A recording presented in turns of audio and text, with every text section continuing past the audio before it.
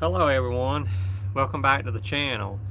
If you've been enjoying the videos, please like, subscribe, share, get the word out. I'm just trying to help a few people out. I don't know if it'll do any good or not, but I'm going to talk from personal experience of things that's helped me and kind of my journey. Some of the questions that I get asked is, how did I get multiple chemical sensitivity or mast cell activation syndrome? Those kind of goes hand in hand a lot of times, but basically in my previous video you remember me talking about, or you hear me mentioning about, I work for a manufacturing facility. We made tie rods, U-joints, U-bolts, steering components. And basically, I worked around a lot of caustic sodas. I worked around a lot of chemical baths. It was open batter tanks. The air quality was so poor in the facility, in the plating room, which I spent several hundreds to thousands of hours in it.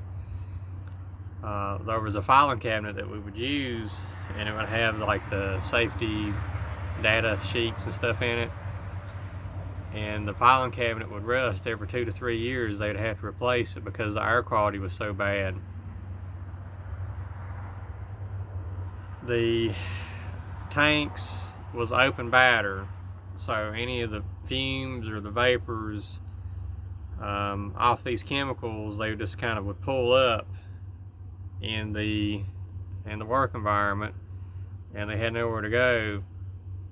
The ventilation was poor. It was hot. It was virtually impossible to wear a respirator. It was no air conditioner or anything like that. Typical factory, Virginia factory. I worked around a lot of magnesiums, nickels. They use like an electronic plating. I don't know the correct terminology, but it would help adhere the nickel and the magnesium to the metal to coat the parts. And so what transpired was, I had this thought, and this is kind of where it started at, the sensitivities. It started there, then I went to another manufacturer, and it got worse, and then another place, and just kind of progressed. It was too late. The damage was already done, even though that I got in a better environment. But anyway, I don't want to make the video real long. I'd seen an environmental health specialist, Dr. Stephanie McCarter, in Dallas, Texas, to a telehealth visit. And during that telehealth visit, I was explaining to some of the stuff that I worked in and some of the things I've been around, and she said it was common, like metallosis, metal allergies, etc., etc. And it was pretty common, with MCS. Heavy metal poison kind of goes hand in hand. That's what it is. Your environmental load gets overwhelmed, and once your body hits its toxic load, or the barrel fills up, as they call it, you develop multiple chemical sensitivity or hypersensitivity to chemicals or environmental things. But there's a few doctors that specializes in this. It's functional health, like they deal with gut, environmental, etc., etc. You got your environmental specialists, you got your functional medicine. They're all kind of tied in together. They kind of work together. But see, one of those, I found benefit from getting in that kind of medicine.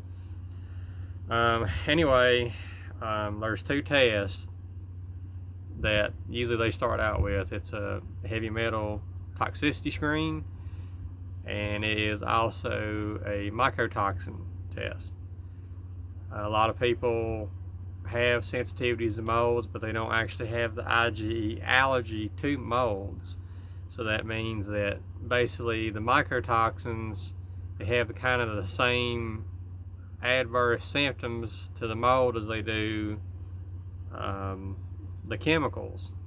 So the mycotoxins, that's how molds compete, is the more toxic mold survives over the least toxic organism. So that's what a mold's job is to poison anything around it. So that's why mold's always bad. They done the heavy metal test and they done the mycotoxin. My heavy metal test showed my uranium chart, or my uranium level, was maxed out. It was all the way as toxic as it possibly could be. And as you may know, uranium is tied to Gulf War syndrome. It's one of the main causes of Gulf War syndrome, and Gulf War syndrome is linked to chemical sensitivities or hypersensitivities. So I have good all-ides that my multiple chemical sensitivity, it derived from the environment that I worked in, and I also have 2 genetic mutations. I believe it's the MTHRF. I apologize if I'm not saying it correctly.